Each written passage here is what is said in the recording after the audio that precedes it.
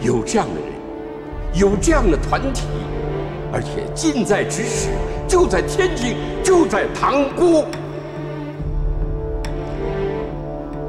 可惜呀，有可能很快，他们也会被博弈者当棋子吃掉。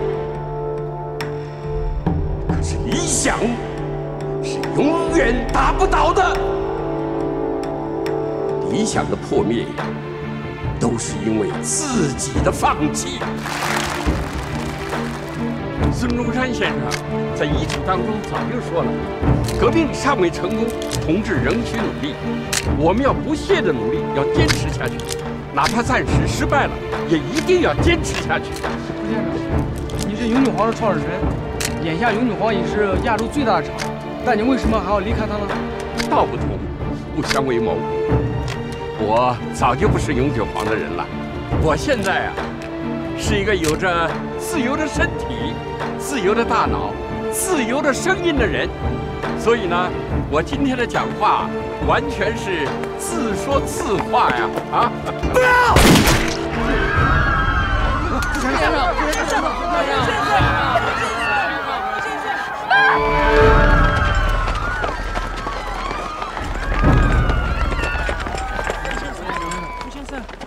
先生，先生，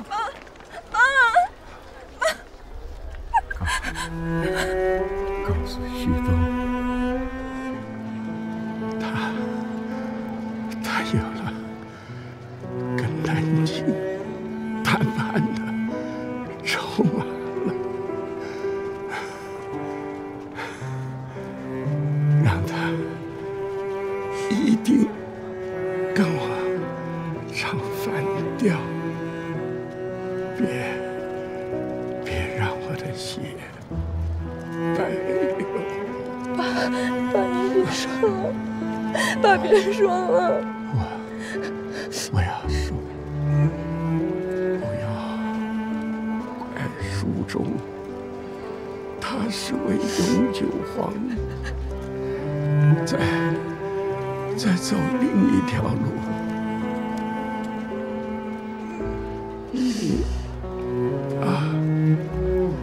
把孩子生。福先生，福先生，福先生，福先生，福先生，福先生，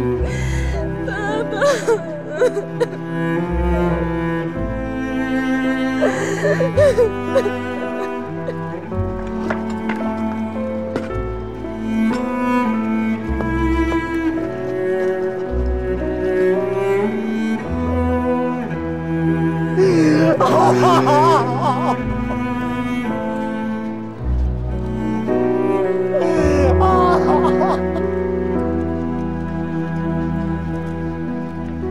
我只让你们去抓人，谁让你去杀人了？戴先生有交代，傅礼成以前是广州的人，知道的事太多了。这种情况下，他不死，谁知道他还会说出些什么？你们杀了傅礼成，南京政府的声誉扫地。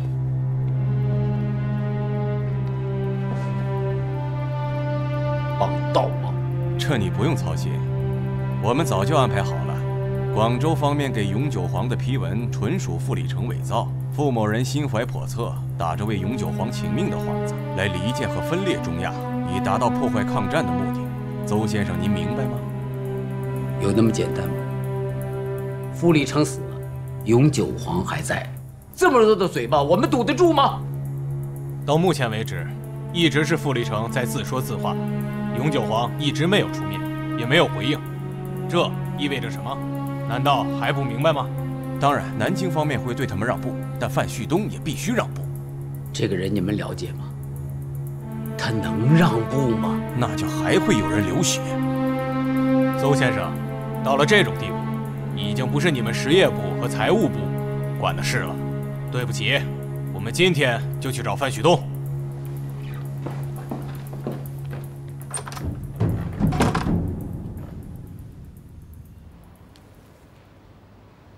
上面对永久黄始终保持沉默感到欣慰，啊，这个也知道你们要的是什么。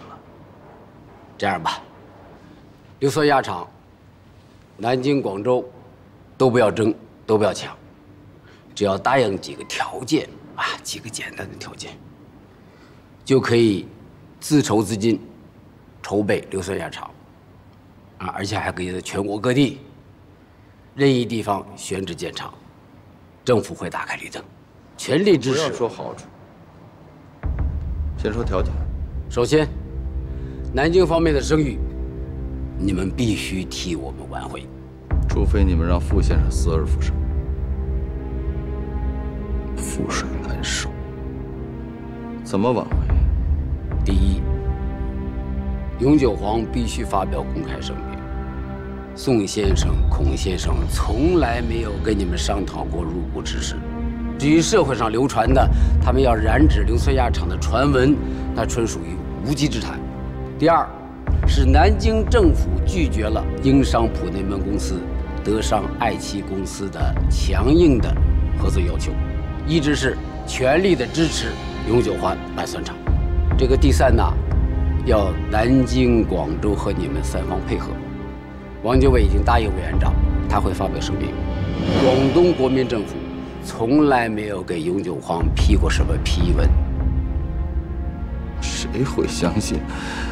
怎么解释傅先生为什么这么做呢？很简单，永久黄地处塘沽，离东北前线不远。傅立成内心怯战啊，认为抵抗永久黄必亡，所以就暗中接受了日本人的条件。他还来找过你们，让你们和日本人合作。当然，这个理所当然遭到了你们的极力反对，他只好散布谣言，挑拨南京和广州的关系，以破坏宁粤和谈。掩耳盗铃！你们以为天下人都是瞎子？稍安勿躁，稍安勿躁。我的话还没说完。第四，傅立成的后事，永久黄不能发讣告，不能搞公祭，不能开追悼大会。也就是说，一切纪念傅立成的公开活动都不能搞。你们是反对他的，这一点必须记牢。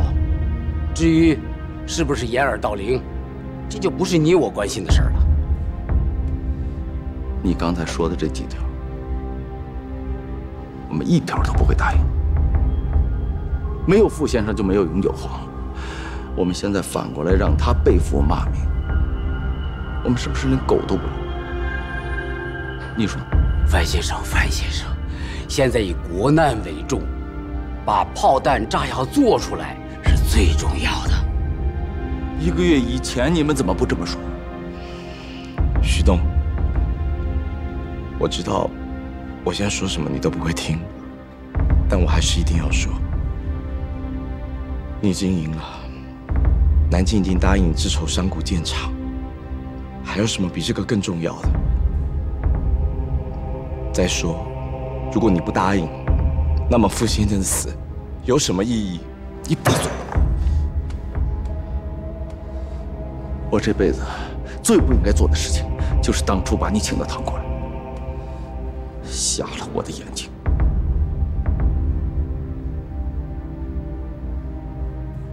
范先生，事情闹到这个地步，我和易先生关小违背，但有一点，我们不是来谈判的，是来传达命令的。希望你配合。好，那就请你转达我们的态度。就算不办酸厂，我们也不会跟你们同流合污，颠倒黑白。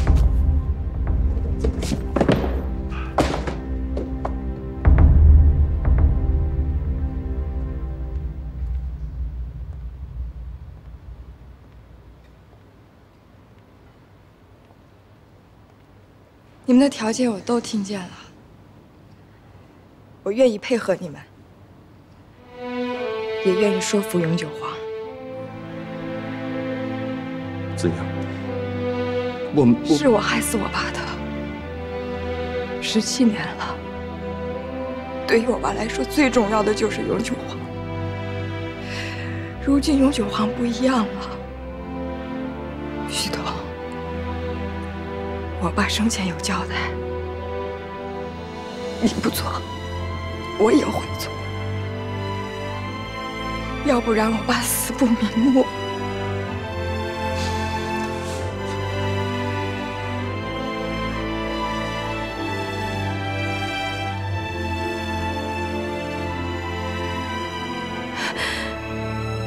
我带我爸，谢谢你们了。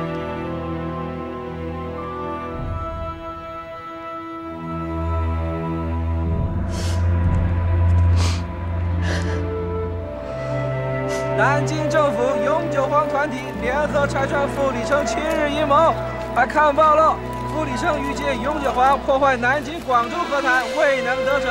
看报了，看报了，今天的报纸看报了。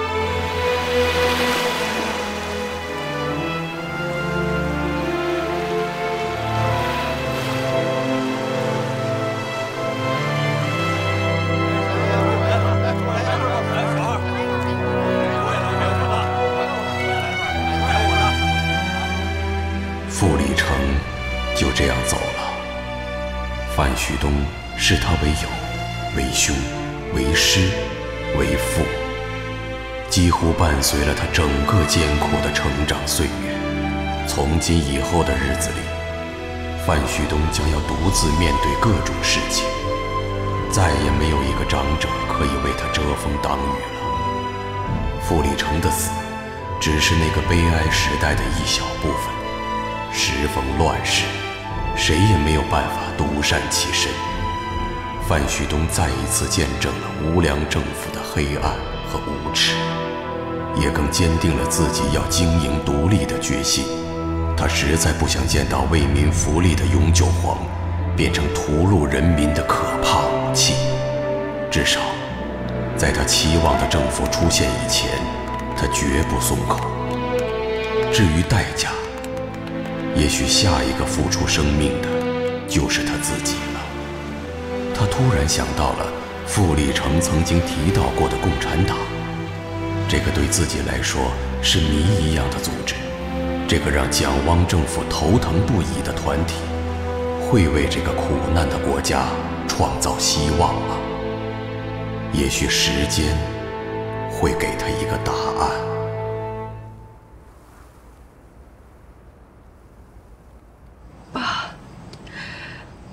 听你的话，按你的吩咐做了。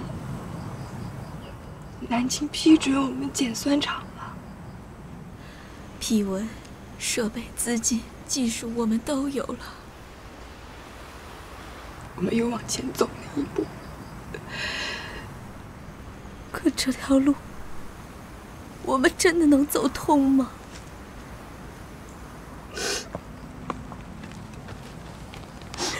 子毅，爸，你别太难过了。过不了多久，一定可以还傅先生清白的。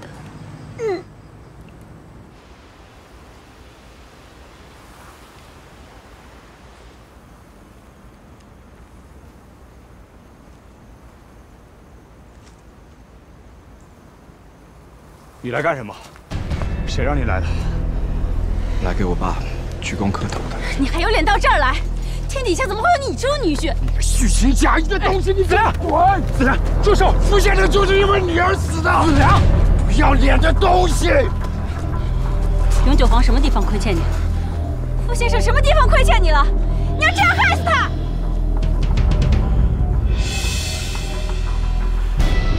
我爸不是给我害死的，我爸是你们害死的。蒋介石是我左右得了的吗？要不是你们自意而为，我爸爸不会死的。你们以为你们走对了吗？没有。你们以为把酸做出来就是最后一道坎吗？我告诉你们，不是的。因为你们脚下走的这条路，是一条永无止境的路。爸爸死，他只不过用他的鲜血去完成你们的幻想而已，太不值了。爸爸死得太不值了。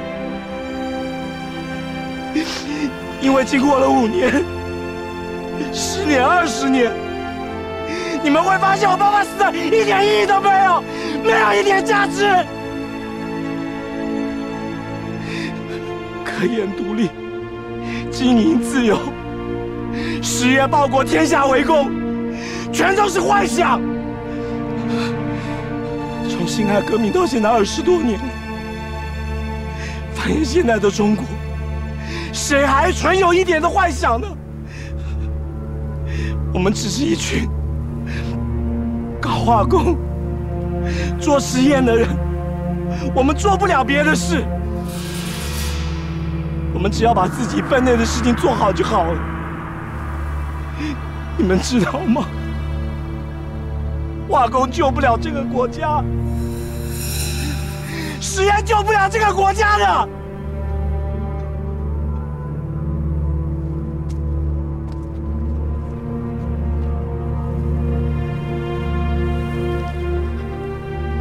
妈，怎么这么糊涂？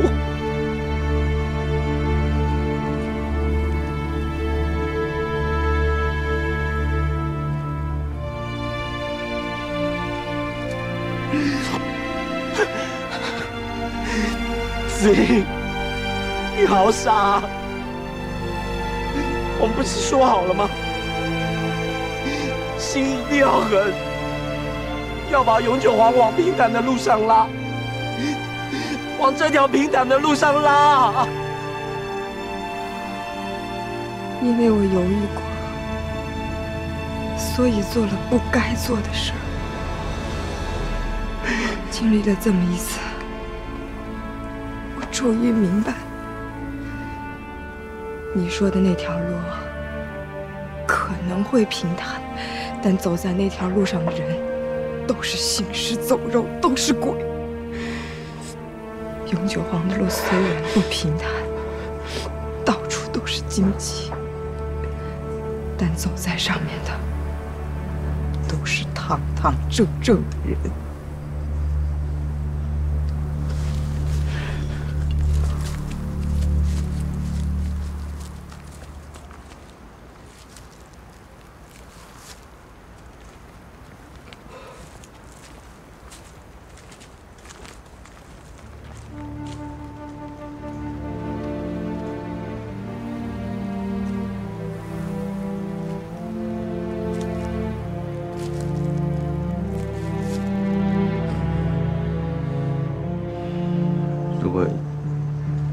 如果有一天你还想回来，那我们永久皇，你有你坚持走的路，我也有我坚持走的路。总有一天你会知道，我并没有错。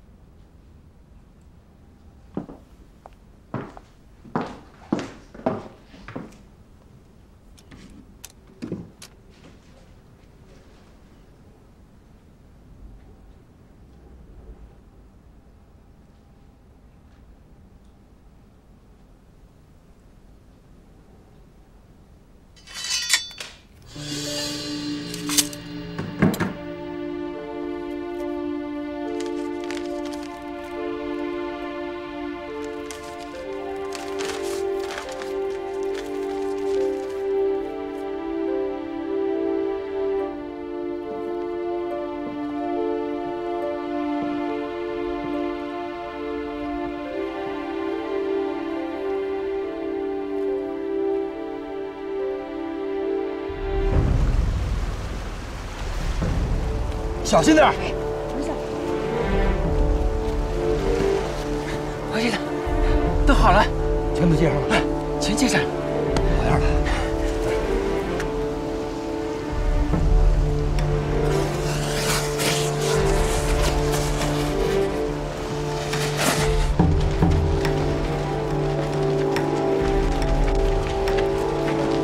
再快点啊！别放乱了啊！酸场资料单独归类，到了地方马上用的啊！哎，搬出去的时候别忘了编号，那边盯着点儿。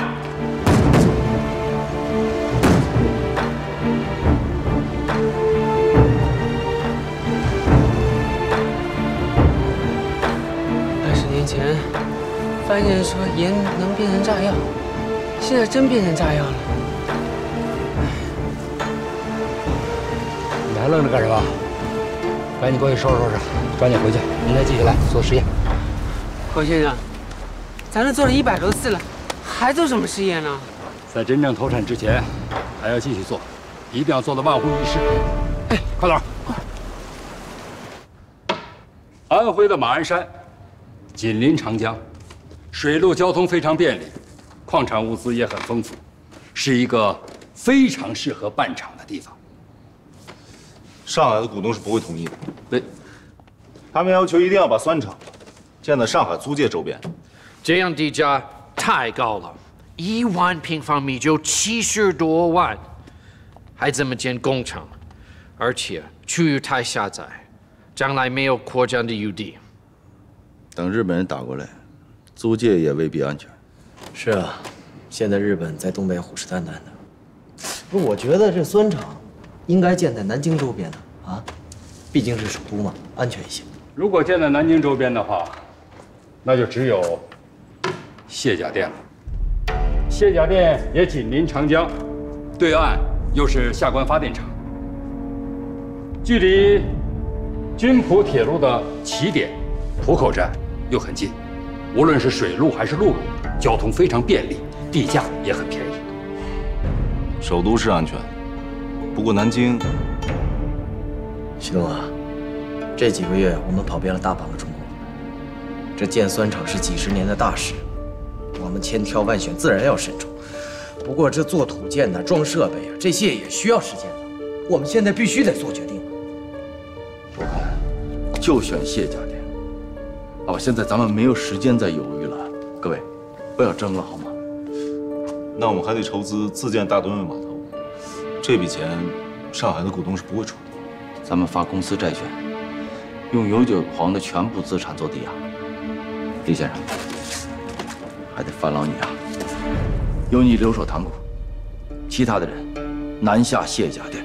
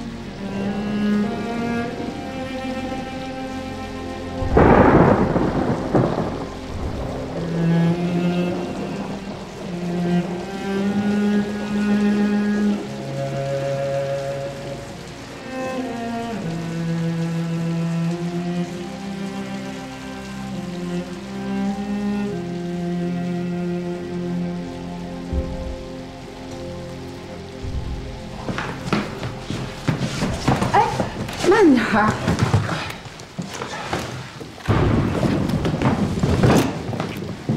这次南京你们就不用去了。啊？我们留在天津？不是，侯先生已经在美国找好了房子，你和妈带着，还有子英他们一家都去美国。不，我们要跟你去南京。我们去的是卸甲店，不是南京。其实就跟20年前的塘沽是一样的，就是长江边上的一片20荒地。年前我受得了，现在我也受得了。可孩子受得了吗？妈受得了吗？那我们就留在这儿。宇多光一还在中国，日本人要是占领天津，他也能帮帮我们。你自己不要有那么多主意好吗？哎，总之你不去美国，我们也不去。妈也是这么说的。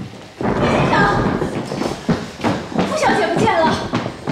去哪儿了？可能走了吧。她今天跟我说她要离开天津。啊？离开天津？怎么会这样呢？哎，她刚才。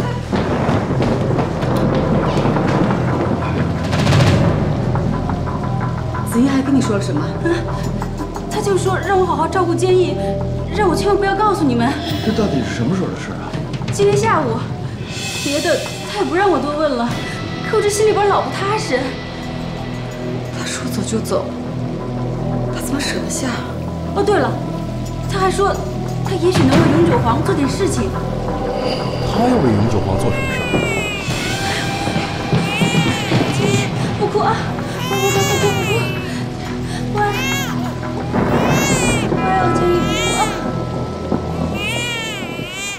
永久皇的同仁们，我们在塘沽拼搏了20年，20年了，我们千难万险，流血流泪，终于让塘沽从一片盐碱荒滩，变成了东亚的化工重镇。当年我们还是热血青年，现在都老了，已经两鬓如霜。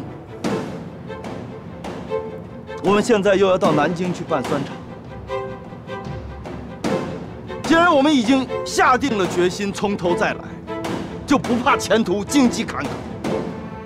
我们要用开创永久皇的精神，为中国实业搏命到死。一定要在卸甲店建成一个全世界一流的硫酸轧厂！建好硫酸轧厂！建好硫酸轧厂！建好硫酸轧厂！建好硫酸轧厂！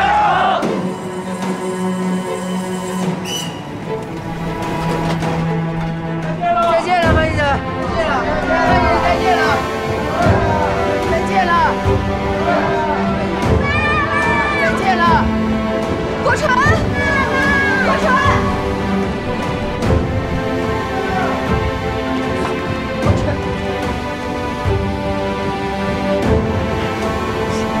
国纯，我们跟爸爸下一个。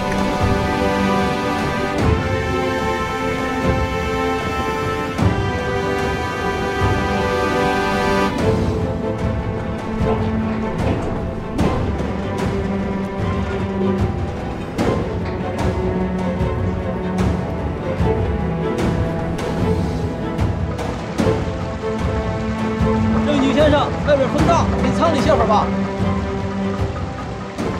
傅子英放下了所有，遵从了父亲最后的遗愿，踏上了去寻找真理、拯救永久皇的道路。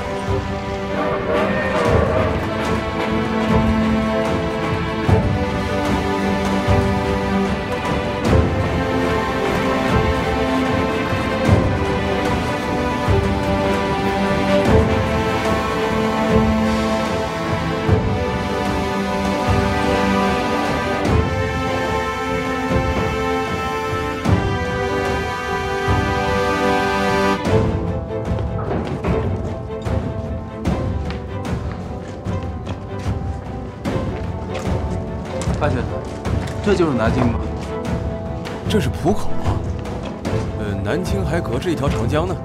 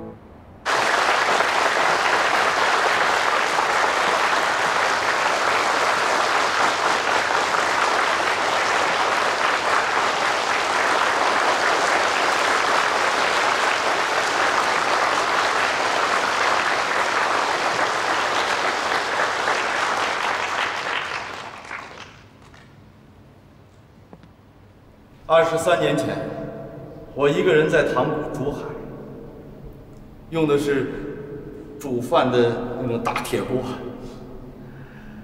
而现在，我们的合成塔、冰机、鼓风机是美国造的，高压机、循环机是德国造的，制硝酸的不锈钢设备是瑞典，全都是世界上最好的设备。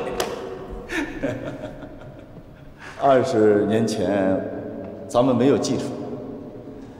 我记得我和傅立成先生到英国去考察，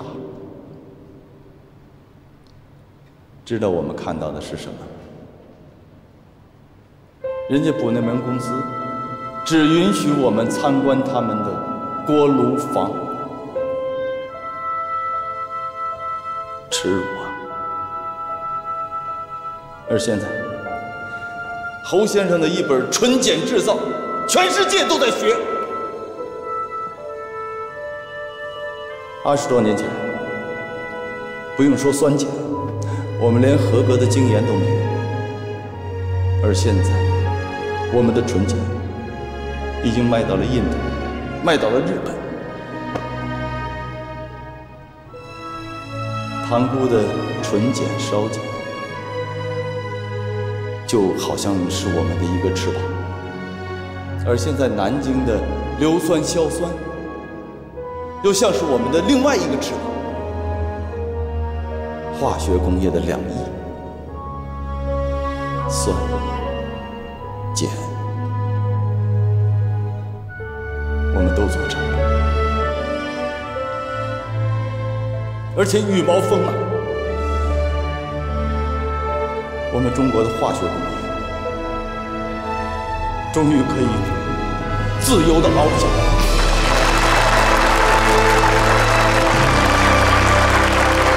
以前我们什么都要跟洋人学，而现在他们都争先恐后的到我们这儿来考察。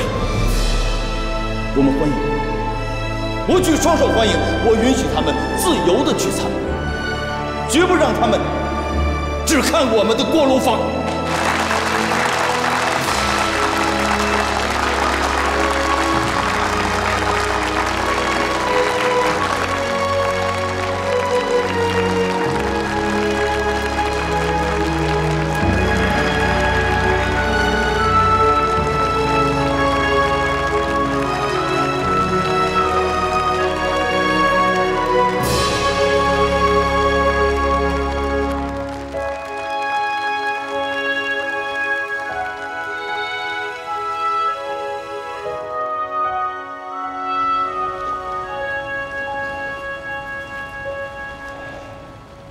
他人呢？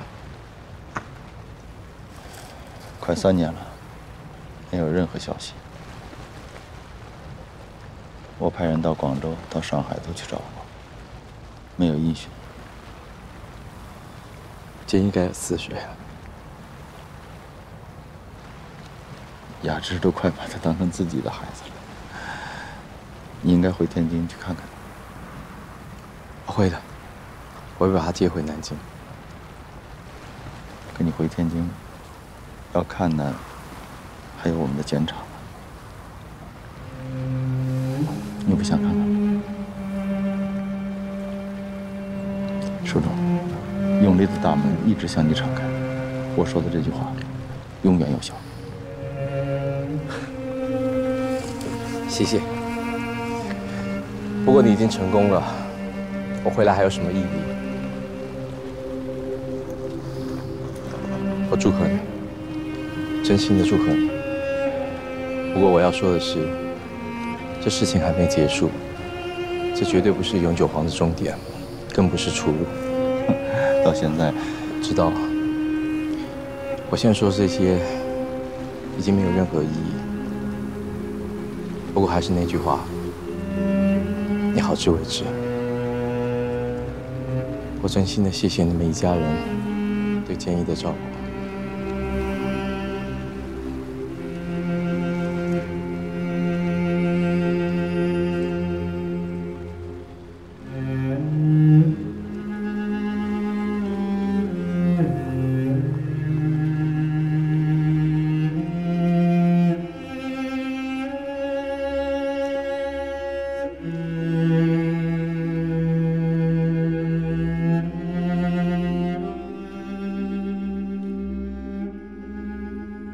海军是盐，陆军是碱，空军是氮，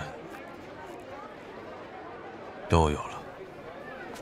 你们现在是名副其实的世界一流大厂。谢谢。徐东军，到此为止吧。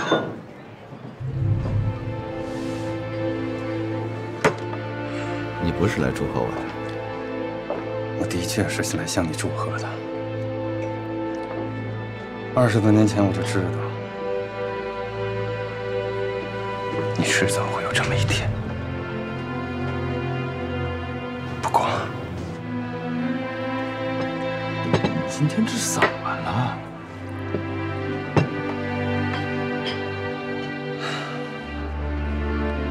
你的事业完成了，你到底想说什么？我想让你走，走得远远的。我们都已经是50多岁的人了，该把这个舞台让给后生晚辈了。让是迟早的事儿，可不是现在。你知道，你现在脚下这片土地原来叫什么吗？卸甲店。可现在改名了，叫大厂镇。为什么？就是因为这儿有了我们永利这个东方大厂。几千名工人呢，上万名家属，再加上医院、学校、图书馆、商店等等，才形成了这么个小镇。我想好了，剩下这几十年，我就要努力，尽量多建几个这样的小镇。这样的小镇多了，我们中国就会变得更好。中国有句古诗，叫“夕阳无限好，只是近黄昏”。不说了，喝酒。李同学，我们俩永远是朋友。